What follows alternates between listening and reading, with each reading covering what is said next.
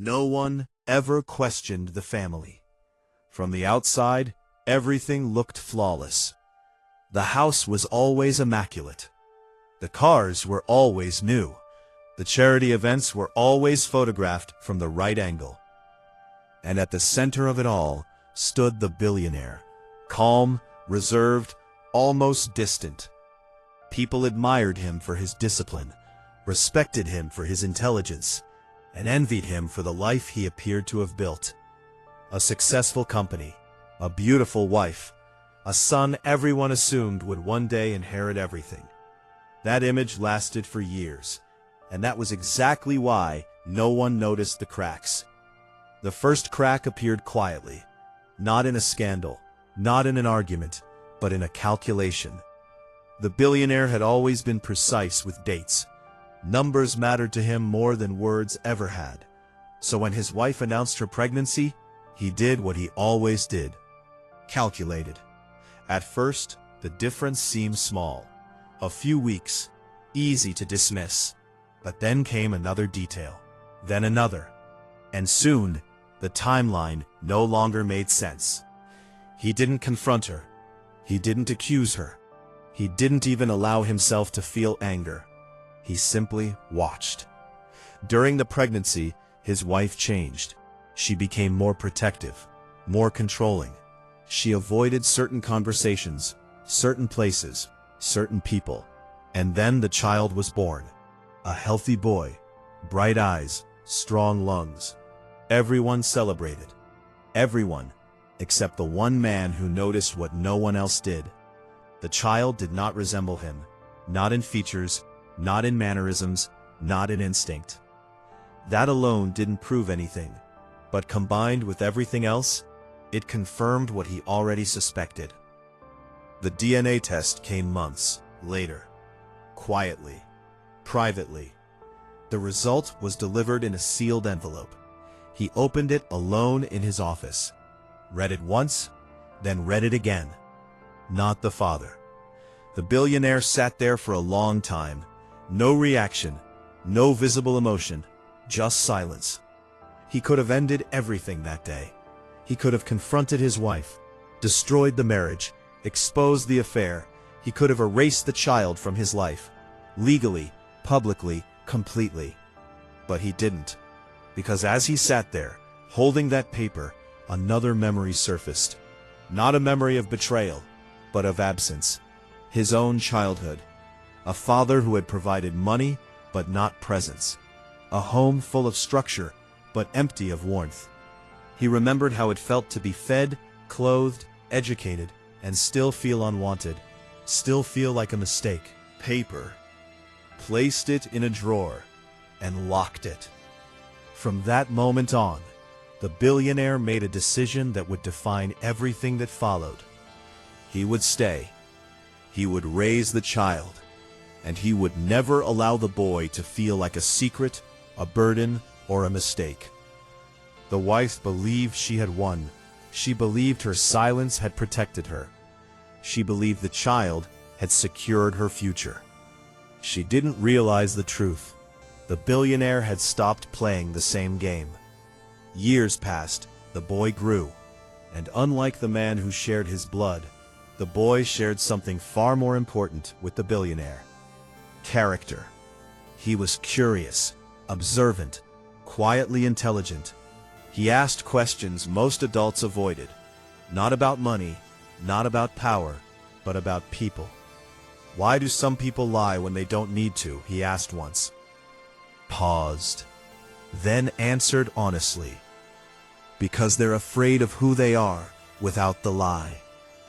The boy remembered that. At home, the atmosphere remained polished. Smiles at dinner, laughter at events. But beneath it all, the wife grew impatient. She expected more control, more reassurance, more signs that the child was her leverage. She never noticed the way the billionaire watched her. Not with anger, with evaluation. The biological father disappeared long ago. He had never wanted responsibility, only comfort. And when comfort ended, he vanished. The billionaire never told the child the truth, not because he was afraid, but because he understood something crucial. Truth delivered at the wrong time can be cruelty. So he waited, he taught, he prepared, and slowly, carefully, he began shaping a future that no betrayal could touch. A future that did not depend on blood, only on choice. The wife sensed something slipping. Not money, not status, control. She began pushing, asking questions, demanding reassurance. "What will happen when you're gone?" she asked one night. The billionaire looked at her, calm, measured. "What always happens," he replied. "People reveal who they really are." She laughed nervously, but the words stayed with her, because deep down, she feared the same thing, that when everything was stripped away, she would not be chosen. The child grew surrounded by comfort, but not softness. The billionaire never raised him like an heir. There were no speeches about legacy, no promises of wealth, no expectations spoken aloud. Instead, there were rules, simple ones. Listen before you speak. Watch how people act when they think no one important is watching, and never confuse love with obligation. The boy absorbed everything, not because he was afraid, but because he felt seen. The wife, on the other hand, grew restless. The older the child became, the more she expected results. More attention, more reassurance, more signs that the secret she carried still gave her power. It didn't. She began testing the boundaries. Small comments at first. "I gave you a son," she said one evening, smiling sweetly, as if reminding him of a debt. The billionaire nodded. "Gave birth," he replied calmly. Raising him was a decision. That answer unsettled her. The son, still unaware of the truth, started noticing tension. Not arguments, silences, moments when conversation stopped when he entered the room. Glances exchanged when his name was mentioned. One afternoon, he asked a simple question. "Why does it feel like I'm always being talked about?" The billionaire looked at him carefully. "Because people often talk about what they fear losing," he said. The boy didn't understand fully, but he felt it. As the years passed, the wife's behavior changed. She became sharper, more direct, less patient. She began speaking openly about inheritance, about what was fair, about what was owed. "You don't need to be so cautious," she said one night. "Everything will go to him anyway." The billionaire didn't respond immediately. He poured a glass of water, took a sip, then said, "Nothing meaningful is automatic." That was the moment she realized something important. She didn't control the future. From that point on, she changed strategy. If she couldn't force certainty, she would create fear.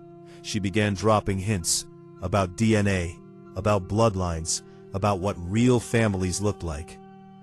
The boy overheard fragments, unfinished sentences, careless remarks. One evening after a tense dinner, he confronted his father.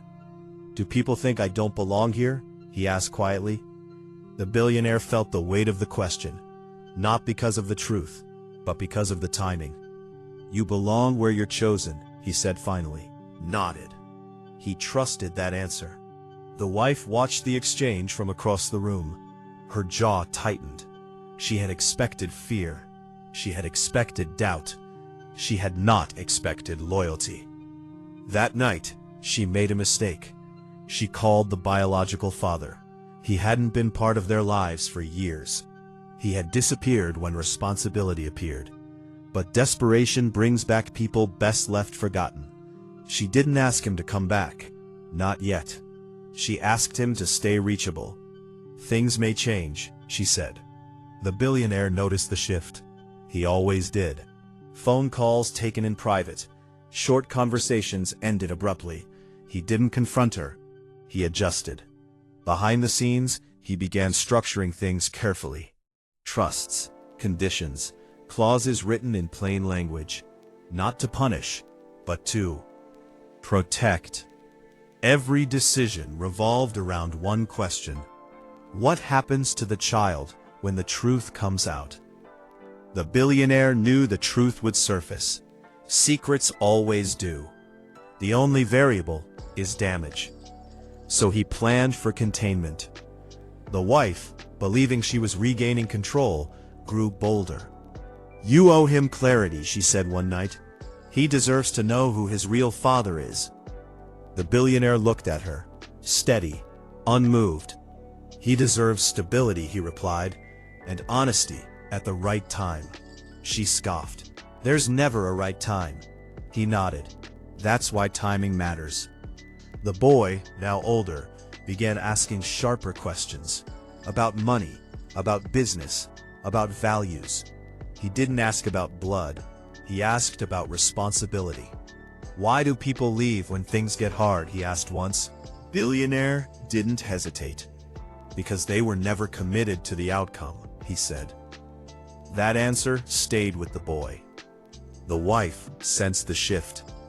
The child was bonding with the man she feared would one day expose her. She believed she still had the ultimate weapon, the truth. What she didn't understand was this: the truth only destroys when it's uncontrolled. And the billionaire had been controlling everything for years. He watched them both. The woman who believed biology gave her leverage, and the child who believed choice defined family. And slowly, inevitably, he prepared for the moment when those beliefs would collide. Because when that moment arrived, only one of them would survive it, intact. The truth never comes when people prepare for it. It comes when someone loses control. The night everything broke apart didn't begin with shouting. It began with tension. The kind that sits between words, not inside them. Dinner was quiet, too quiet. The billionaire noticed it immediately. The wife barely touched her food. The boy avoided eye contact. The air felt heavy with something unsaid. He knew what was coming, not because he had planned this moment, but because he had always known it would arrive. The wife broke first. She pushed her chair back suddenly. Her smile, so carefully maintained for years, collapsed. "I'm tired of pretending," she said. The boy looked up, confused. "Tired of what?" he asked. She laughed sharply, a sound without warmth. "Of this performance," she snapped. Billionaire raised his eyes slowly. Calm, measured. "Careful," he said quietly. She ignored him. She had waited too long. "You deserve the truth," she said, turning to the boy. "You always did." The room went still. The boy's heart began to race. "What truth?" he asked. The wife pointed at the billionaire. "He's not your real father." Silence shattered. The boy froze. Words didn't reach him. They hovered in the air, meaningless. "What?" he whispered. The wife continued, unstoppable now. "He stayed because he wanted to look noble," she said bitterly. "But your blood comes from someone else." The billionaire stood slowly, not in anger, in resolve. "That's enough," he said firmly, but the damage was already done. The boy turned to him, eyes wide, searching. "True?" he asked. The billionaire didn't lie. He never had. "Yes," he said. The boy staggered back, as if struck. "But you knew?" he asked. "Yes." "For how long?" "Almost your entire life." The wife expected tears, anger, collapse. What she didn't expect was silence. The boy looked down, hands trembling, his world rearranging itself in seconds. "So, all of this," he said quietly. "The lessons, the rules." The billionaire stepped closer. "They were never a lie." "But you're not my father," the boy said. His voice broke. The billionaire knelt to his level, looked him straight in the eyes. "Blood didn't make me stay," he said. "Choice did." The wife scoffed. "You expect him to be grateful?" she said. "For a performance?" The billionaire turned to her, his voice lowered. "Leave." She laughed. "You don't get to control this anymore." But she was wrong. She had lost control the moment she spoke. The boy's voice cut through the room. Where is he? Both adults froze. The man you're talking about, the boy said. My biological father. The wife hesitated. Too long. That tells me everything, the boy said quietly. He looked back at the billionaire. Me? The billionaire didn't soften the truth. No, he said. He walked away. The boy nodded, slowly, painfully. And you stayed? Yes. That was the moment something shifted. Not healed, but anchored. The wife realized she had miscalculated. The truth hadn't isolated the boy. It had clarified him. Days passed. The house changed. The boy withdrew, spoke less, thought more. The wife tried to reframe the story, to regain control, but every attempt failed. The boy stopped calling her for reassurance, stopped asking for approval. Instead, he sat with the billionaire, listened, asked questions, not about blood, about responsibility. What makes someone a parent? He asked one night. The billionaire answered honestly, showing up when there's nothing to gain. The wife watched them from a distance, realizing too late that her greatest weapon had turned against her. Because the truth didn't destroy the bond, it purified it. And now the final stage approached. The stage where choices stop being private, and consequences become permanent. The days after the truth came out felt slower, not quieter, heavier. The house didn't change physically. The same walls, the same furniture, the same polished silence. But everything inside it shifted. The boy stopped calling the woman Mom, not intentionally, not dramatically. The words simply stopped coming. She noticed first, at breakfast, when he asked for something and didn't look at her. In the hallway, when he passed her without acknowledgement. At night, when he no longer knocked on her door. She tried to correct it, tried to pull him back. You're confused, she said more than once. This is a lot to process. He didn't argue. He didn't accuse. He simply didn't respond. The billionaire watched everything. He said nothing. He had learned long ago that silence, when chosen, speaks louder than defense. Evening, the boy entered his study. The room he had never been allowed into alone. He closed the door carefully, sat down. Did you ever regret it? The boy asked. The billionaire didn't answer immediately. He stood by the window, looked out at the city lights. No, he said finally. I regretted many things in my life. He turned, but never you. The boy swallowed, hard. Even knowing, he began. Especially knowing, the billionaire interrupted calmly. That was the night the boy stopped feeling borrowed. Weeks later, the wife made her last attempt. Not emotional, strategic. She requested a family meeting. Lawyers present. Professional tone. This is about clarity, she said. For everyone's sake. The boy didn't want to attend. The billionaire insisted. Some endings should be witnessed, he said. The meeting took place in the living room. Sunlight through tall windows. Everything visible. Nothing hidden. The lawyers began reading. Assets, trusts, conditions. The wife sat confidently at first. She believed she still understood the structure. She believed biology would protect her. Then the language changed. Primary beneficiary, the lawyer read. The child raised by the deceased. The wife leaned forward. That's vague, she said. The lawyer didn't look up. It's precise. The billionaire spoke. I defined parenthood, he said calmly, not genetics. The wife's voice sharpened. You can't erase blood. I didn't, he replied. I refuse to worship it. The lawyer continued. All assets placed in trust, he read, are released to the beneficiary upon reaching adulthood. Anyway, the boy froze. What about her? The wife demanded. The lawyer turned the page. The spouse retains no controlling interest, he said, and no authority over the trust. The room fell silent. You planned this, she whispered.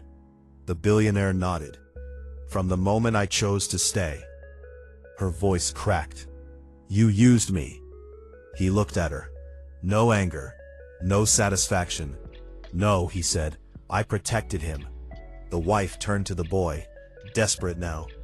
You wouldn't exist without me, she said. I carried you. The boy stood, hands shaking, voice steady. You carried me, he said. He raised me. That sentence ended everything. The lawyers closed their folders. The meeting was over. The wife left the house that day, not escorted, not humiliated, just excluded. Life moved forward, quietly. The boy grew older, smarter, more grounded. He studied not to inherit wealth, but to understand responsibility. The billionaire grew weaker, age and illness catching up, but his mind stayed sharp. One evening, near the end, the boy sat beside him, holding his hand. Do you want me to call you something else? The boy asked softly. The billionaire smiled faintly. You already do, he said. The boy nodded.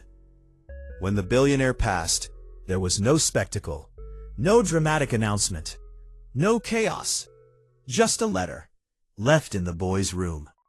It read, I stayed when it would have been easier to leave, not because I had to, but because you deserved someone who chose you without obligation. Blood makes relatives, makes family. Live accordingly. Years later, the boy stood in the same study, now his. He kept the house, not the lifestyle. He turned the wealth into something quieter. Education, shelter, opportunity. And the woman, she lived comfortably, but without power, without influence, without control, which was the only thing she had ever truly wanted. The boy visited her once, years later. She asked only one question, Do you hate me? He thought for a moment, then answered honestly, No, and left. Because hatred requires attachment, and he had already been chosen by someone who mattered. He wasn't his father by blood,